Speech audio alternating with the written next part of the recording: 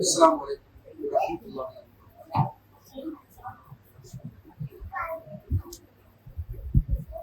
الحمد لله نحمده ونستعينه ونستغفره ونعوذ بالله من شرور أنفسنا ومن سيئات أعمالنا. من يهده الله فلا مضل له ومن يضلل فلا هادي له. وأشهد أن لا إله إلا الله وحده لا شريك له وأشهد أن محمدا عبده ورسوله. فقد قال الله تعالى في محكم القرآن الكريم: أعوذ بالله من الشيطان الرجيم. بسم الله الرحمن الرحيم. أطيعوا الله وأطيعوا الرسول ولا تبطلوا أعمالكم. அளவற்ற அல்லாஹ்வும் நிகரில்லா அன்புடையனுமாகிய அந்த ஏக இறைவனை போற்றி புகழ்ந்தவனாக ஆரம்பிச்சேன். தமிழ்நாடு தௌஹீத் ஜமாத் தென்சென்னை மாவட்டம் வடபழனி கிளை சார்பாக ஏற்பாடு செய்யப்பட்டுள்ள இந்த தர்பியா நிகழ்ச்சியில் எது சத்தியம் என்ற தலைப்பின் கீழே பேசுமாறு நான் படிக்கப்பட்டேன். பொதுவாக இஸ்லாமிய சமூகத்திற்கு மத்தியில் பேச வேண்டிய மார்க்க ரீதியிலான செய்திகளில் இந்த தலைப்பு மிக மிக அவசியம் வாய்ந்த முக்கியத்துவம் வாய்ந்த ஒரு தலைப்பு. காரணம், இன்று இஸ்லாத்தின் பேரால் ஏராளமான பிரிவுகளையும் பல்வேறு விதமான ஜமாத்துகளையும் பலதரப்பட்ட இஸ்லாமிய கூட்டமைப்புகளையும் நாம் எல்லாம் சந்தித்துக் கொண்டிருக்கிறோம். ஒவ்வொரு கூட்டத்தாரும், ஒவ்வொரு ஜமாத்தும், ஒவ்வொரு இயக்கங்களும் தங்களுடைய கொள்கையை மக்கள் மன்றத்திலே எடுத்து சொல்லக்கூடிய சந்தர்ப்பங்களில் எல்லாம் நாங்கள் சொல்லக்கூடிய கொள்கைதான் சரி, நாங்கள் சொல்லக்கூடிய கொள்கைதான் சத்தியம், நாங்கள் சொல்லக்கூடிய கொள்கையின் அடிப்படையிலே வாழ்ந்தால்தான் மறுமையிலே வெற்றி பெற முடியும் என்று ஒவ்வொரு இயக்கத்தாரும் மேடைகள் தோறும் நாங்கள் சொல்வதுதான் சத்தியம், நாங்கள் சொல்வதுதான் மறுமை வெற்றிக்கான வழி என்று பேசிக் கொண்டிருக்கிறார்கள். ஒரு கூட்டத்தார் சொல்கிறார்கள், அல்லாஹ்வை வணங்க வேண்டும், தூதரை பின்பற்ற வேண்டும், அதோடு சேர்த்து அவுலியாக்களின் பெயரால், நாதாக்களின் பெயரால், சுஹதாக்களின் பெயரால் தர்காக்களிலே அடக்கம் செய்யப்பட்டிருக்கக்கூடிய வழிமார்களிடத்திலே நம்முடைய உதவிகளை, தேவைகளை, அவசியங்களை அவர்களிடத்திலே பிரார்த்தனை வழியாக நாம் முன்வைக்கலாம். அவர்கள் அல்லாஹ்வின் பொருட்டு நமக்கு அதை வழங்குவார்கள். எனவே வழிமார்களின் இடத்தில் சென்று துவா கேட்பது மார்க்கத்தில் உள்ளது, அது இஸ்லாத்தில் உள்ளது, அதுதான் சத்தியம் என்று ஒரு சாரார் சொல்றார்.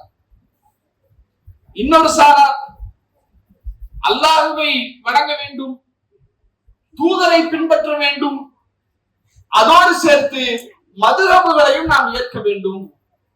ஷாஃபி, ஹனஃபி, ஹம்பலி, மாலிகி என்ற இந்த 4 மதுஹபுகளில் ஏதாவது ஒரு மதுஹபின் அடிப்படையில் தான் நம்முடைய இஸ்லாமிய இபாதத்துகளை, வணக்க வழிபாடுகளை, செயல்பாடுகளை நாம் கட்டமைக்க வேண்டும். தொழுகை முறையா? நீ ஷாஃபி மதுஹபை சார்ந்தவனாக இருந்தால் உனக்கு வேற சட்டம், ஹனஃபி மதுஹபை சார்ந்தவனாக இருந்தால் உனக்கு வேற சட்டம். இப்படி ஒவ்வொரு சட்டங்கள் ரீதியாக, இபாதத்துகள் ரீதியாக நீங்கள் சார்ந்திருக்கக்கூடிய மதுஹப் இமாம்கள் என்ன சொல்கிறார்களோ அந்த அடிப்படையில் தான் நீங்கள் செயல்பட வேண்டும் என்று சொல்லி, இதுதான் சத்தியம், இதுதான் மறுமை வெற்றிக்கான வழி என்று இவர்கள் ஒரு புறம் சொல்லிக் கொண்டிருக்கிறார். இன்னொரு புறத்தில்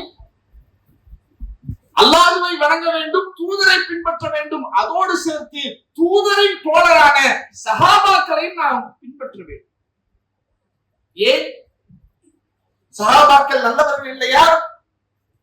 அவர்கள் உத்தமர்கள் இல்லையா? அவர்கள் உண்மையாளர்கள் இல்லையா?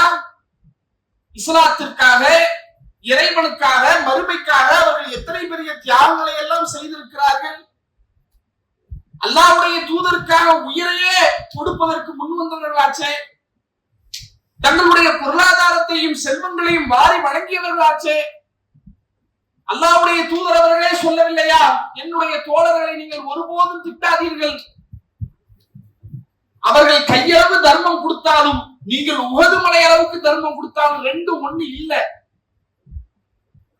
அளவுல பார்த்தா இதுதான் பெருசு, இடையில பார்த்தா இதுதான் பெருசு. ஆனா ரசூலுல்லாஹ் சொல்றாங்க, அவர்கள் கையளவு தர்மம் செய்தாலும் நீங்கள் உஹது மலை அளவு கொடுத்தாலும் ரெண்டு சமம் ஆகாது. ஏன்? அவர்களுடைய இரையச்சம், அவர்களுடைய மன தூய்மை, அவர்கள் தர்மம் செய்த அந்த சூழல் எல்லாவற்றையும் உள்ளடக்கி நபிகளார் சொல்கிறார்கள், அவர்களுடைய அந்த தர்மத்துக்கு நிகராக உங்களுடைய தர்மம் வராது என்கிறார்கள். உண்மைதான், மாற்று கருத்து கிடையாது. அப்படியெல்லாம் தியாகம் செய்து இஸ்லாத்தை வளர்த்திருக்கக்கூடிய சஹாபாக்களுடைய கருத்துக்களை நாம் ஏற்க வேண்டாமா? அவர்களுடைய வழிகாட்டுகளை நாம் பின்பற்ற வேண்டாமா?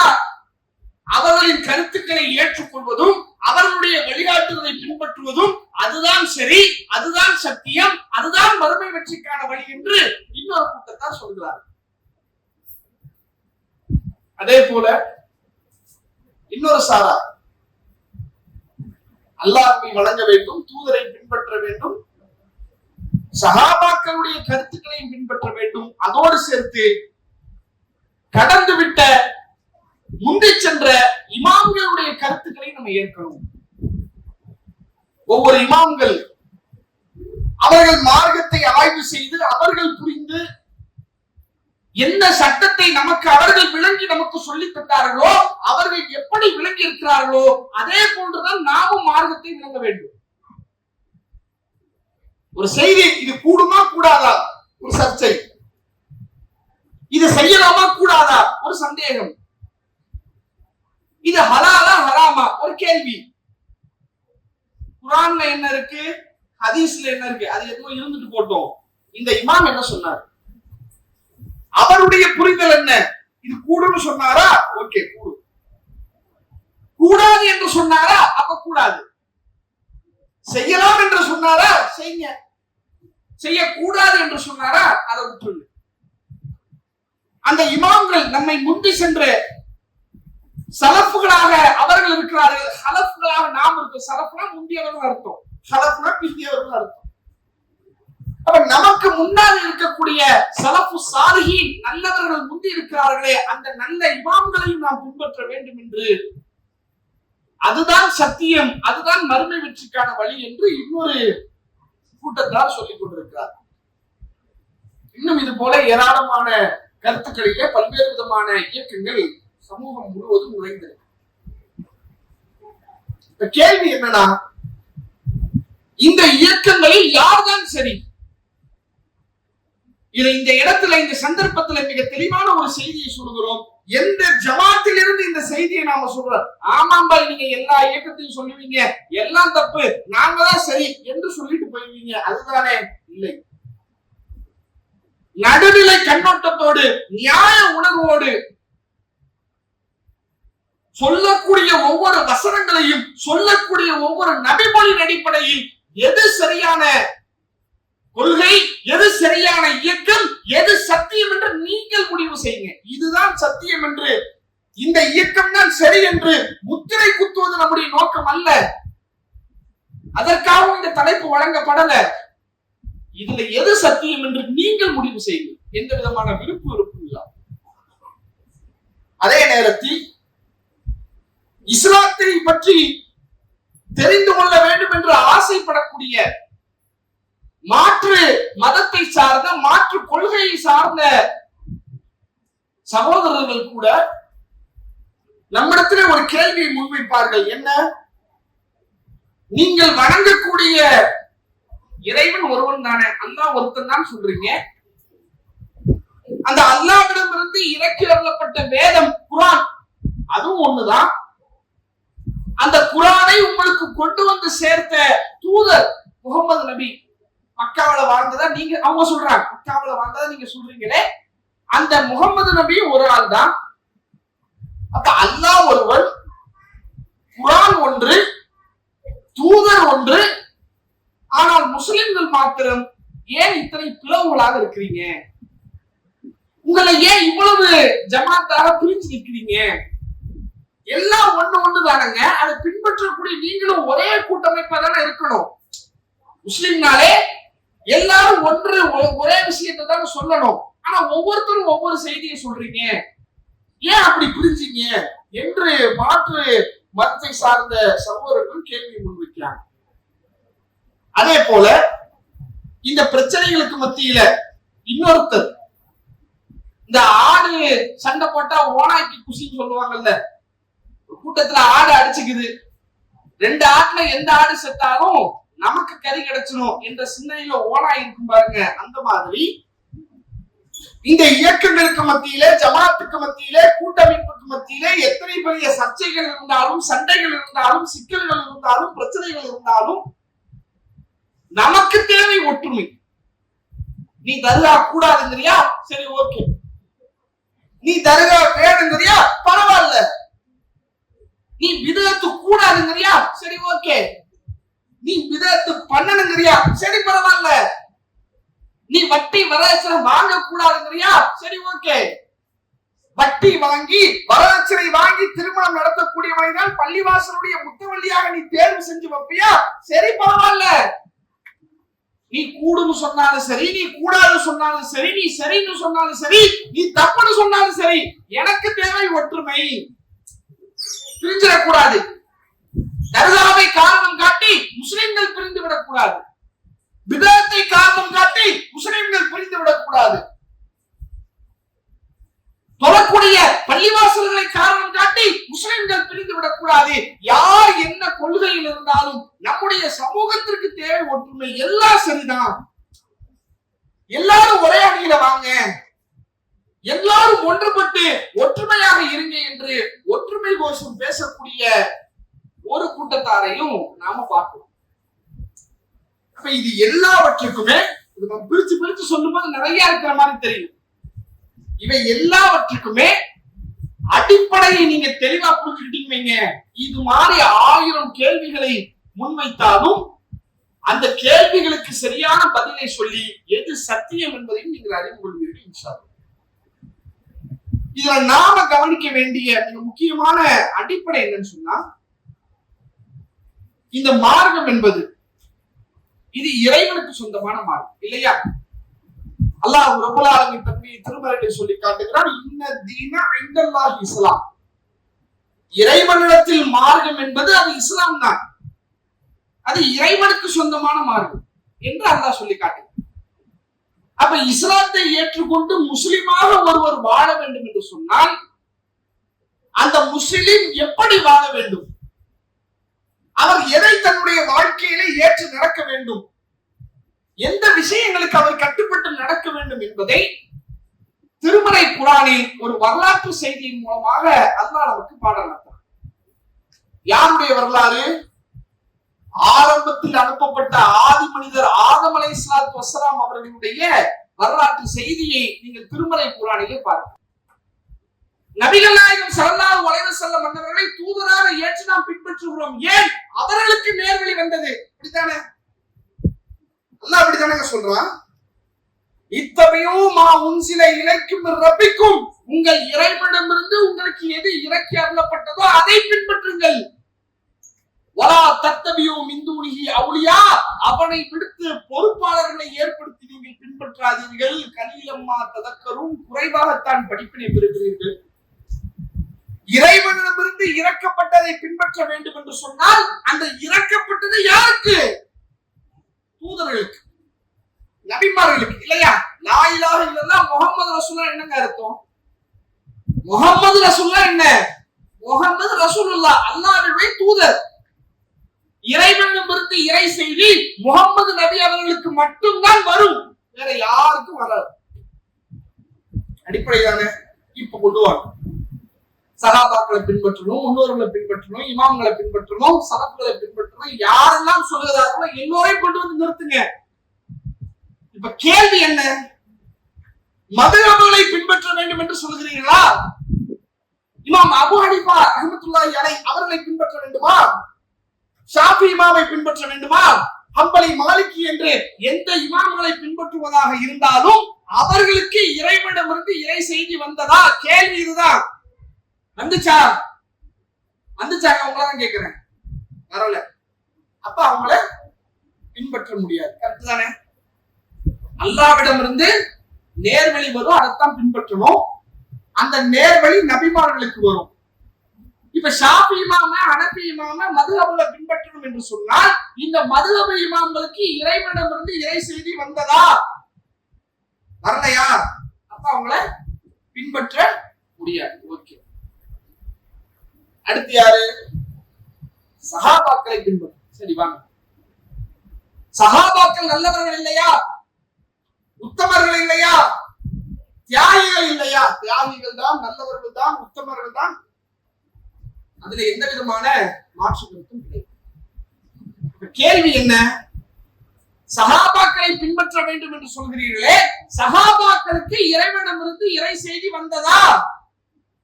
வந்துச்சா? ரசூலுல்லாஹ்க்கு வந்த மாதிரி சஹாபாக்களுக்கு வந்துச்சா? வரல. அப்ப அவர்களை நாம பின்பற்ற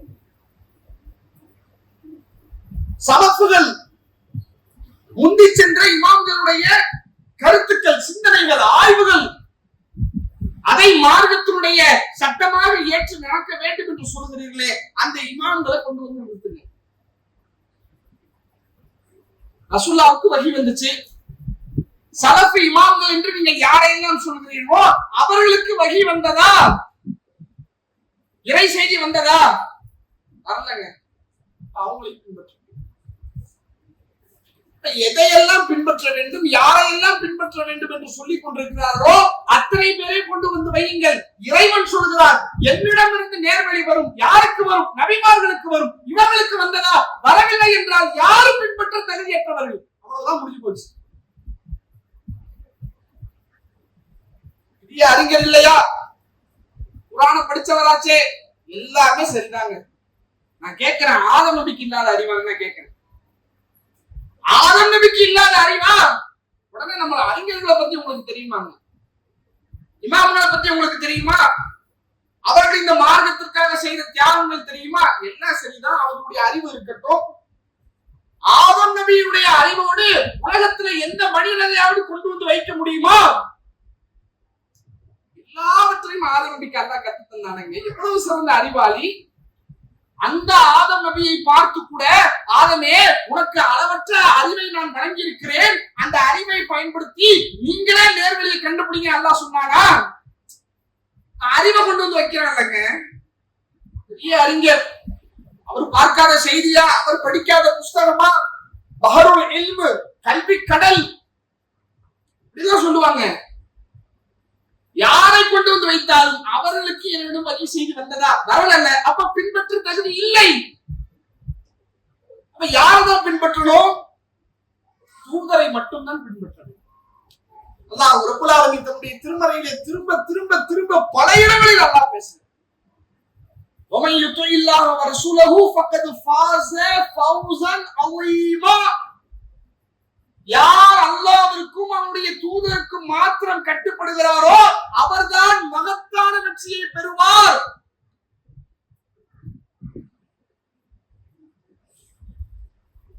மறுமையினுடைய வெற்றி என்பது, மறுமையினுடைய பிரம்மாண்டம் என்பது, மறுமையில் நீங்கள் பெற வேண்டிய சொர்க்கம் என்பது அல்லாஹ்வையும் அவருடைய தூதருக்கும் கட்டுப்படுவதில் மட்டும்தான். இதை தாண்டி வேற வழியில போன முடிஞ்சு போச்சு. ஒற்றுமை கோஷம். நீ தர்காவுக்கு போனாலும் சரி, தாயத்து கட்டாலும் சரி, தகடு கட்டாலும் சரி, சமூகத்திற்கு தேவை ஒற்றுமை. தர்கா கூடாதா? பரவாயில்ல. கூடுமா? பரவாயில்ல.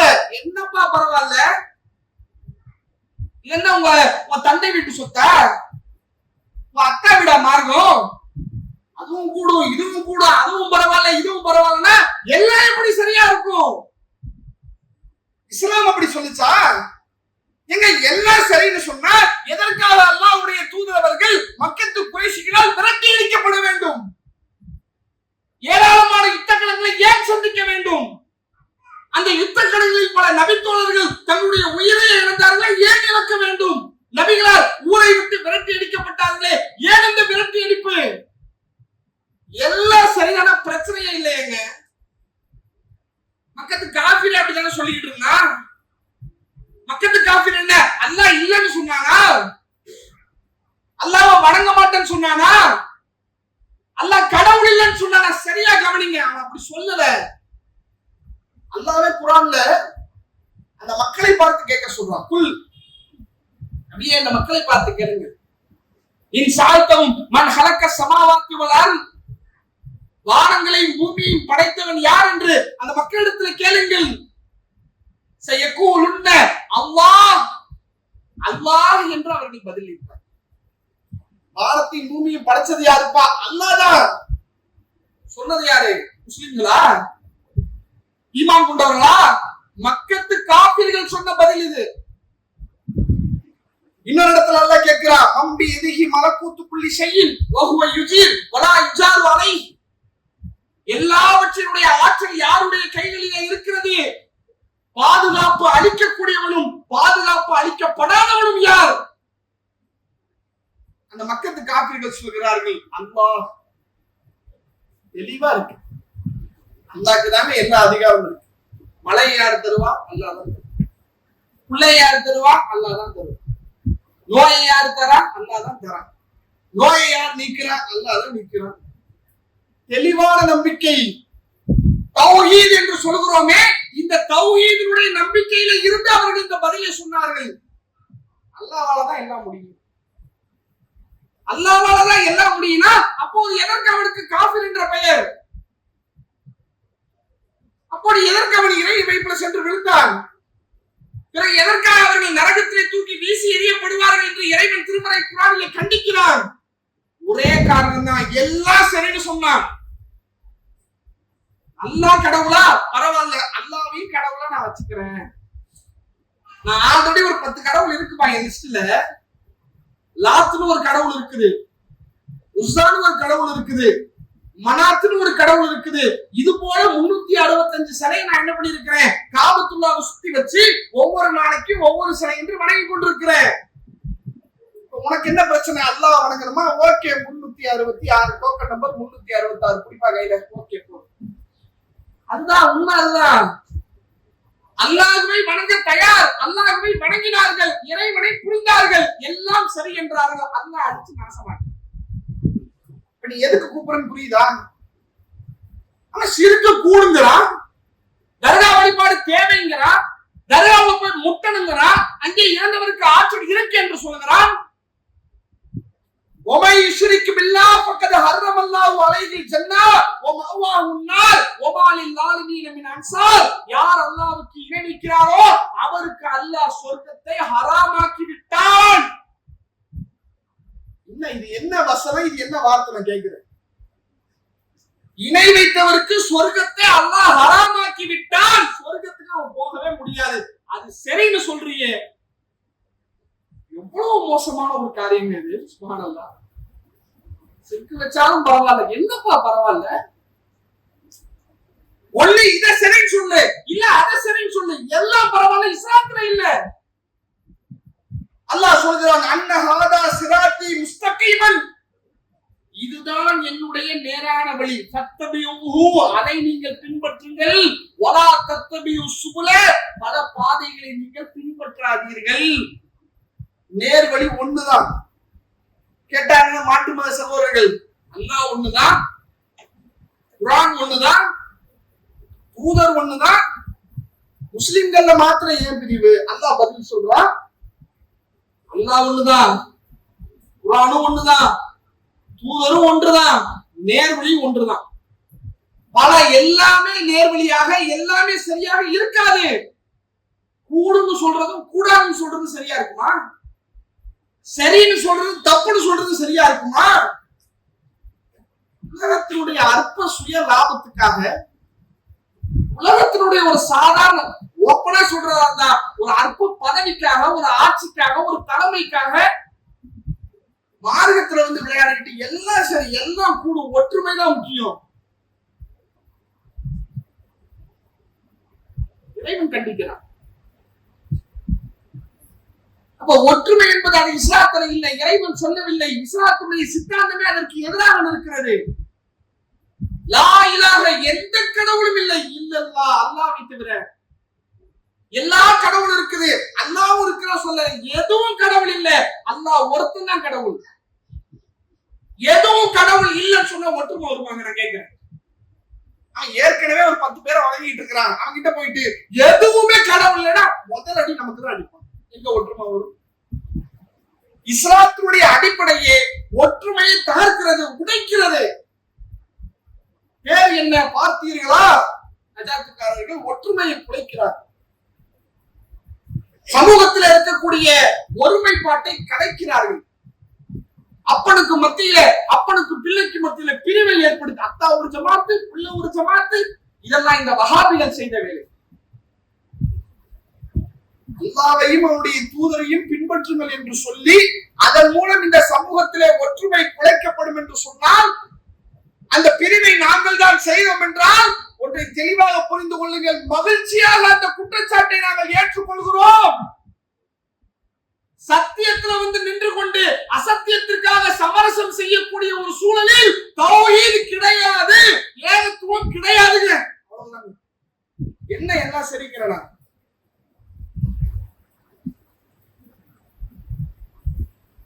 மாநிலத்துல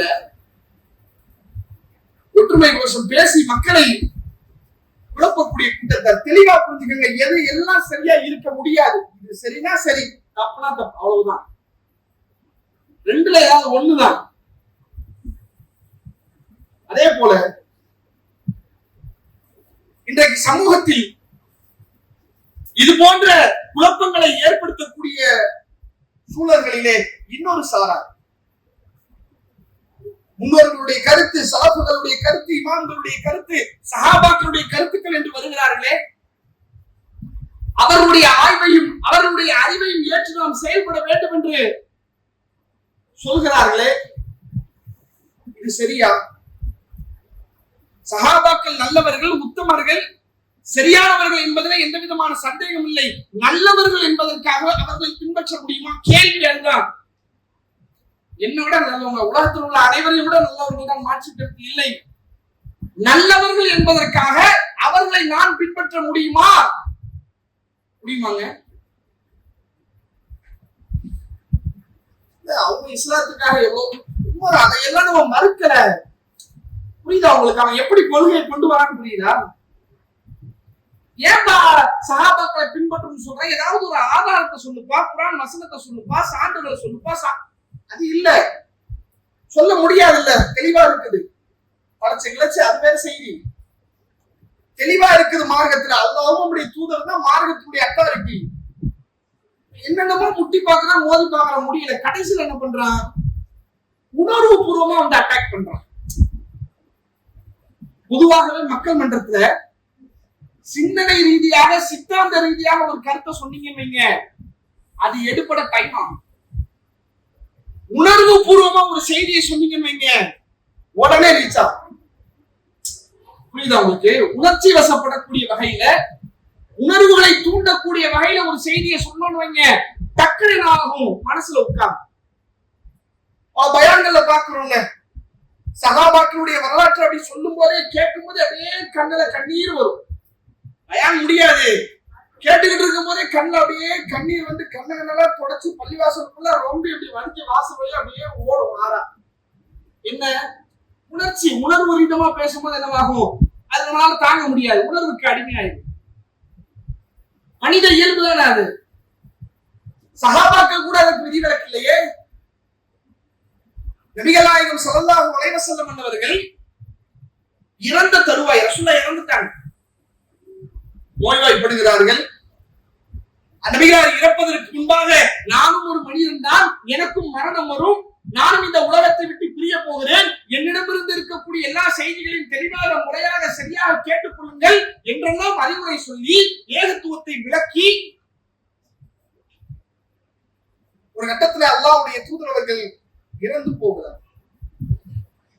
நபிகளாருடைய இறப்பை சஹாபாக்களால் தாங்கிக் கொள்ள முடியவில்லை. சஹாபாக்களை ஒரு கூட்டத்தார், அதிலும் குறிப்பாக உமர் ரலியல்லாஹு அன்ஹு அவர்கள் நபிகளார் மீது உயிரையே வைத்தவர். நபிகளார் ஒரு வார்த்தை சொன்னால் போதும் தன்னுடைய உயிரையே கொடுப்பதற்கு தயாரானவர்கள். அவங்க என்ன செய்தாங்க? சும்மா இறந்துட்டாங்க, அதை அவங்களால ஏற்றுக்கொள்ள முடியல, அவ்வளவு அன்பு. மக்கள் மன்றத்துல என்ன சொன்னாங்க? மக்களை எல்லாம் கூட்டி மக்கள் திரண்டு நிக்கிறாங்க, ரசூலுல்லாஹ் இறந்துட்டாங்களா உயிரோட இருக்காங்களா என்னன்னு புரியலையே என்று மக்களில் பெருங்கொண்ட கூட்டம் இருக்கிறார்கள். உமர் ரலியல்லாஹு அன்ஹு அவர்கள் சொல்கிறார்கள், அல்லாஹ்வுடைய தூதர் இறக்கவில்லை. ஜனாஸா இருக்கு, ரசூலுல்லாஹ் அந்த உமர் ரலியல்லாஹு அன்ஹு சொல்றாங்க, ரசூலுல்லாஹ் இறக்கலங்க. உங்களில் யாராவது ஒருவர் நபிகளார் இறந்து விட்டார் என்று சொன்னால் தலை தனியா போயிடும். சொல்லு பார்த்தலாம், ரசூலுல்லாஹ் இறந்துட்டாங்கன்னு வந்து எல்லாம் சொல்லி பாரு, தலையை தனியா எடுத்துருவேன். ரசூலுல்லாஹ் இறக்கல. வகி வகி வந்துட்டு ஏதோ சொல்றாங்க, வகி வந்துருக்கு. அதெல்லாம் ஒண்ணு இல்ல, ரசூலுல்லாஹ் இப்ப எந்திரிச்சு வந்துருவாங்க. ரசூலுல்லாஹ் இறக்கவில்லை. சஹாபாக்களில் ஒரு கூட்டம் நம்பினார்கள்.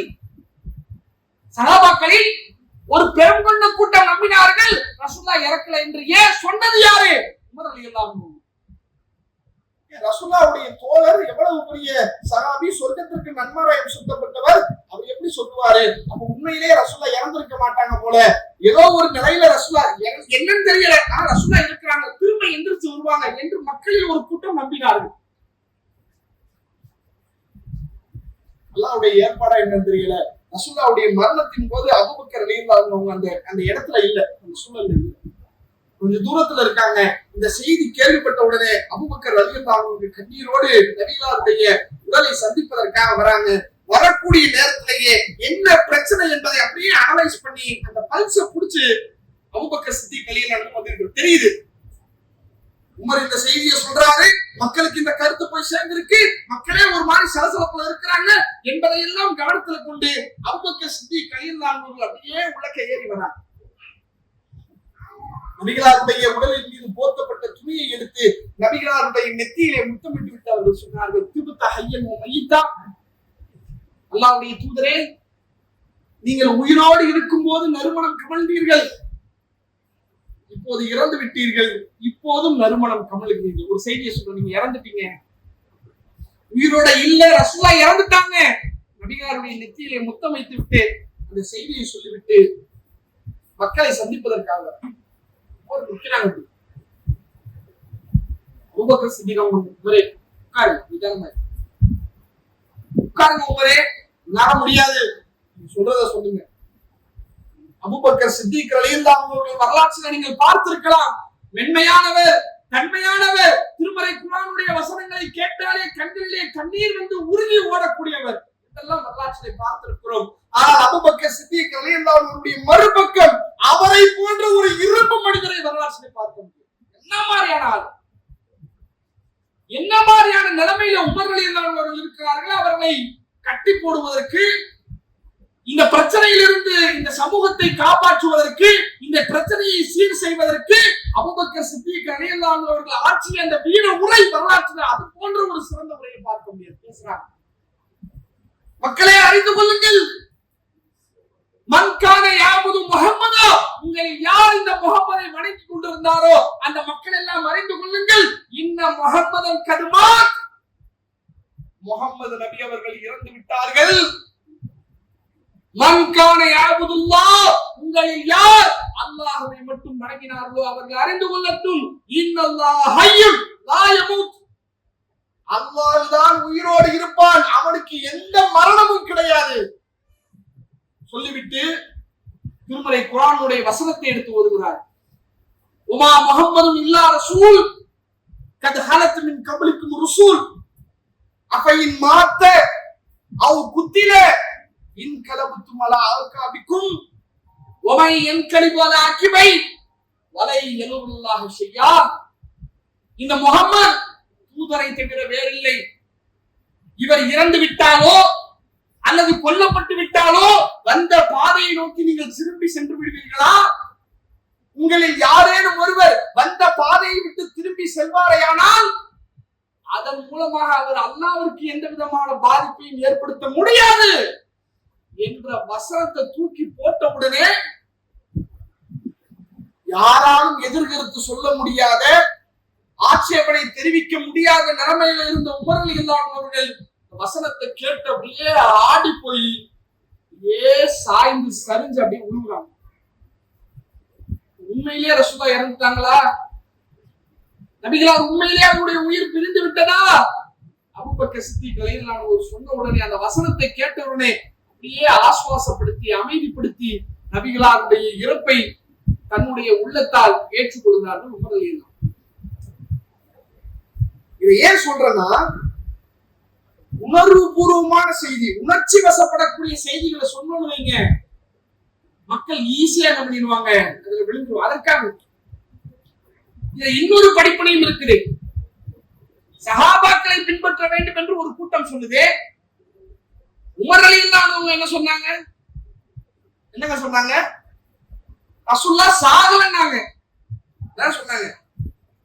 உமர் ரலியல்லாஹு அன்ஹு ரசூலுல்லாஹ் சாகலன்னு சொல்றாங்களே, இப்ப நிலைமை என்ன? உமர் ரலியல்லாஹு அன்ஹுடைய கருத்தை ஏத்துக்கிறதா இல்ல அபூபக்கர் சித்திக் ரலியல்லாஹு அன்ஹுடைய கருத்தை ஏத்துக்கிறதா? அவரு சஹாபி தானே, இவரு ஒரு சஹாபி, அவரு ஒரு சஹாபி. இப்ப என்ன செய்ய போறீங்க? ரெண்டு பேர்ல யார் கருத்தை ஏத்துக்க போறீங்க? இப்ப மார்க்கத்தை வைத்து விளையாடக்கூடியவர்களாக அவருடைய கருத்து, இமாம்களுடைய கருத்துக்களை கொண்டு வந்து புகுத்த வேண்டும் என்பதற்காக உணர்ச்சி வசப்படக்கூடிய உணர்வு சம்பந்தப்பட்ட செய்திகளை சொல்லி அதனால் அவர்களை நாம் பின்பற்ற வேண்டும். சஹாபாக்களுடைய தியாகமாக பேசிக்கிட்டே வருவாங்க. நீங்க நல்லா கவனிங்க, இந்த கொள்கையை சார்ந்து இந்த சித்தாந்தத்தில் இருக்கக்கூடிய அனைவருடைய உரை பார்த்தீங்கன்னா சஹாபாக்களுடைய தியாகம், அவர்கள் அப்படி இப்படி இப்படி எதையுமே நம்ம மறுக்கல, எல்லாமே சரிதான், எல்லாம் சொல்லிக்கிட்டே வந்து வாழைப்பழத்துக்குள்ள ஊசி ஏத்துற மாதிரி அதனால சஹாபாக்களை பின்பற்றணும். அது எங்கப்பா இருக்கு? அது இல்லையே. இந்த வாழ்ந்த இமாம்களுடைய கருத்துக்களை பின்பற்றணும், சரி சஹாபாக்களை பின்பற்றணும்னு சொல்றியே, அதுல உன்னுடைய நிலைப்பாடு என்ன? சலஃபுகள்ல சஹாபாக்களை பின்பற்றணும்னு சொல்றல, முன்னோர்களை பின்பற்றணும்னு சொல்ற, இங்க வா, உன்னுடைய கொள்கை என்ன? நீ என்ன சொல்ற? எல்லா சஹாபாக்களையும் பின்பற்றணுமா? இல்ல இல்ல, எல்லா சஹாபாக்களையும் பின்பற்ற வேண்டியது இல்ல, 4 ஹலீஃபாக்களை மட்டும் பின்பற்றினா போதும் என்று சலஃபுகளில் ஒரு கூட்டத்தார் சொல்றாங்க. வெளியே இல்ல, சலஃப் என்கிற அந்த கூட்டமைப்புல இருக்கக்கூடிய அறிஞர்கள் ஒரு அறிஞர் சொல்கிறார், எல்லா சஹாபாக்களையும் பின்பற்ற சொல்லல, 4 சஹாபாக்கள். யாரு? அபூபக்கர் சித்திக் ரலியல்லாஹு அன்ஹு, உமர் அலி அவங்க, உஸ்மான் அலி, இந்த 4 பேரை தான் பின்பற்ற சொல்கிறோம் சலஃபுகளில ஒரு கூட்டம். இன்னொருத்தர் வந்து பேசுறாரு, இன்னொரு மௌலவி, 4 சஹாபாக்கள் மட்டுமல்ல, சொர்க்கத்திற்கு நன்மாராயம் சொல்லப்பட்ட 10 பேர் இருக்காங்களா, அஷரத்துல் முபஷ்ஷரா, உலகத்திலே வாழும்போது சொர்க்கத்திற்கு நன்மாராயம் சொல்லப்பட்ட 10 நபித்தோழர்கள் இருக்காங்களே, அந்த 10 பேருடைய கருத்துக்களை நம்ம ஏத்துக்கலாம். சலஃபுகளுடைய கூட்டத்துல ஒருத்தர். இன்னொருத்தர் வராரு, இன்னொரு மௌலவி, கொஞ்சம் நல்லா பெரிய ஜிப்பா போட்டு பெரிய தாடி வச்சு இன்னொருத்தர் வராரு. ஆளு வர சைஸுக்கு ஏத்த மாதிரி என்ன ஆகுது, தாடி சைஸும் கூடுது குறையுது. சபரிமலைக்கு மாலை போடும்போது கன்னிசாமி குருசாமின்னு சொல்லுவாங்கல்ல, அவர் யாருப்பா? அவர் 16 வருஷமா மாலை போடுறாரு, அவர் குருசாமி. நீ என்னப்பா? நான் இப்பதாங்க முதல் வருஷம். அப்படி கன்னிசாமி. அப்படின்னு சொல்ற குருஜி சொல்ற அடிப்படையில இருக்குங்கிற மாதிரி, குரு எப்படி தாடி ஏறுது, ஜிப்பா கூடுது. கன்னிசாமியா இருந்தாங்க, தாடி குறையுது, ஜிப்பா குறையுது. அந்த அடையாளத்துல இருக்கிறாங்க. உதாரணத்துக்கு சொல்றேன். அதுல ஒரு பெரிய அறிஞர் அவர் வந்து சொல்றாரு, 4 பேரையும் பின்பற்றக்கூடாது, 10 பேரையும் பின்பற்றக்கூடாது, சஹாபாக்களாக இருக்கக்கூடிய எல்லாரையும் பின்பற்றணும். புரியுதா? சஹாபி என்று சொன்னாலே எந்தெந்த சஹாபாக்கள் இருக்கிறார்களோ அத்தனை பேரையும் நம்ம பின்பற்றணும். அதுதான் மார்க்கம். எல்லா சஹாபாக்களும் ஒருமித்து என்ன கருத்தை சொல்கிறார்களோ, நல்லா கவனிங்க, எல்லா சஹாபாக்களும் ஒருமித்து எந்த கருத்தை சொல்கிறார்களோ அந்த கருத்தை மார்க்கமாக நாம் ஏற்க வேண்டும். சஹாபாக்களை பின்பற்றலாமா கூடாதா? அது சொல்லியாச்சு, முடிஞ்சிருச்சு. இப்ப அவங்க சொல்றாங்கல்ல, எல்லா சஹாபாக்களையும் பின்பற்ற வேண்டும். நம்ம கேள்வி என்ன? எல்லா சஹாபாக்களும் ஒருமித்து சொன்ன ஒரு கருத்தையாவது நீ கொண்டு வந்து காட்டு. அப்படி இருக்கா? முதல்ல அப்படி இருக்குமா? முதல்ல என்ன நினைச்சுக்கிட்டாங்கன்னா, எல்லா சஹாபாக்களும் மதீனாவிலே உட்கார்ந்துட்டு இருப்பாங்க நினைச்சுக்கிட்டாங்க. அப்படி இல்ல, வருவாங்க, ரசூலுல்லாஹ்விடத்துல வருவாங்க, பாடம் கேட்பாங்க, செய்திகளை கேட்பாங்க, படிப்பாங்க, அவங்க ஊருக்கு போயிடுவாங்க.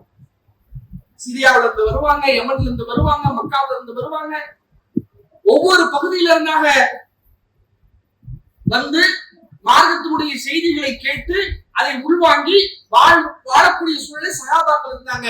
எல்லோரும் ஒன்றுபட்டு ஒரே இடத்துல அப்படி இருந்தாங்களா? இருக்கிறதுக்கான சூழல் இல்ல. அப்படி இருக்கும்போது எல்லா சகாபாக்களும் சேர்ந்து ஒன்றுபட்டு ஒரு கருத்தை எப்படி சொல்ல முடியும்? புரியுதா உங்களுக்கு? ஒன்றுபடுவதற்கு வாய்ப்பே இல்லை. இன்னும் சொல்வதாக இருந்தால் எல்லா சகாபாக்களும் ஒன்றுபட்டு சொன்ன இதுவே அடிப்படையில் தப்பு. ஏன்? ஒரு சகாபிக்கு தெரிஞ்ச செய்தி இன்னொரு சகாபிக்கு தெரியல. ஒரு பிரபலியமான செய்தியே உதாரணமா சொல்லலாம். ஒரு சந்தர்ப்பத்துல சஹீஹ் புகாரில் இடம்பெறக்கூடிய செய்தி,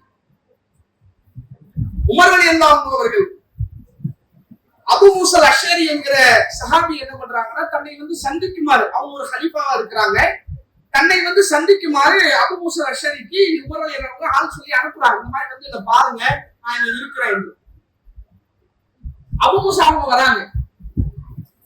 வந்து என்ன செய்யறாங்கன்னா, உமர் ரலியல்லாஹுடைய வீட்டு வாசல்ல இருந்து சலாம் சொல்றாங்க, அஸ்ஸலாமு அலைக்கும். பதில் வரல.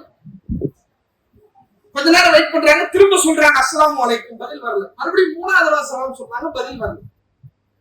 பதில் வரலன்னு உடனே அவங்க நம்ம திரும்பி போயிட்டாங்க.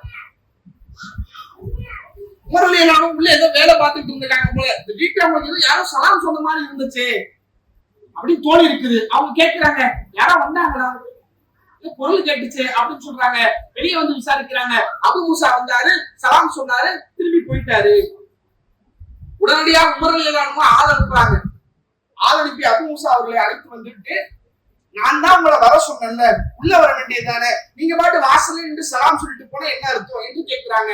அதற்கு அபு மூஸா அவங்க சொல்றாங்க, அல்லாஹ்வுடைய தூதரவர்கள் சொல்ல நான் கேட்டிருக்கிறேன், நீங்கள் உங்களுடைய இல்லம் அல்லாத வேறொரு வீட்டுக்கு போனா 3 தடவை சலாம் சொல்லுங்க, பதில் வந்தா உள்ள போங்க, வரலையா நீங்க திரும்பி வந்துருங்க என்று நபிகளார் சொல்ல நான் கேட்டிருக்கிறேன், அதைத்தான் நான் செஞ்சேன் என்று அபு மூஸா அவங்க சொல்றாங்க.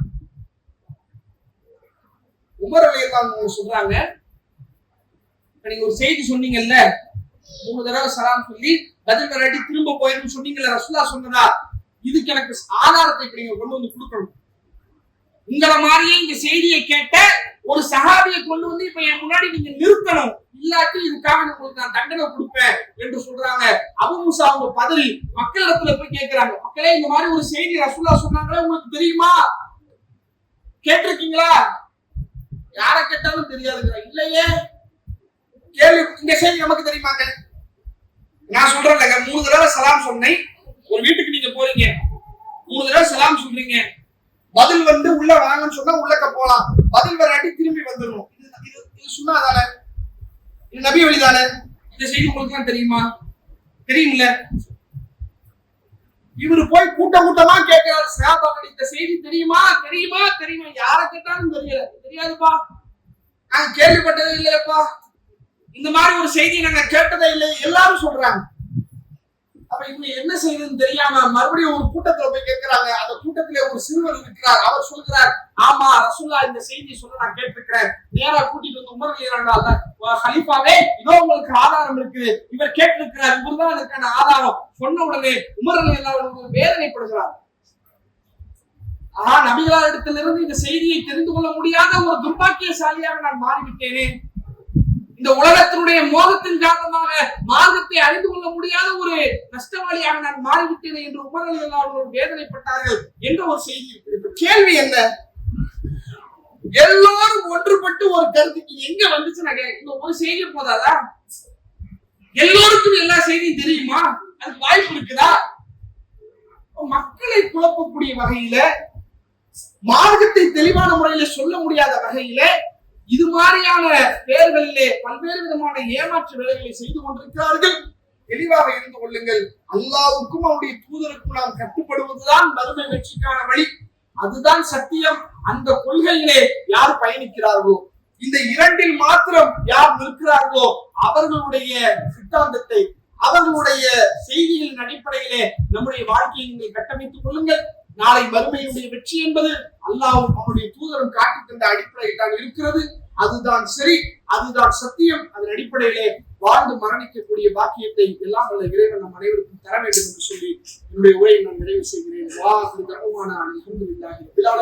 அஸ்ஸலாமு அலைக்கும் வரஹ்மத்துல்லாஹி வபரகாத்துஹு.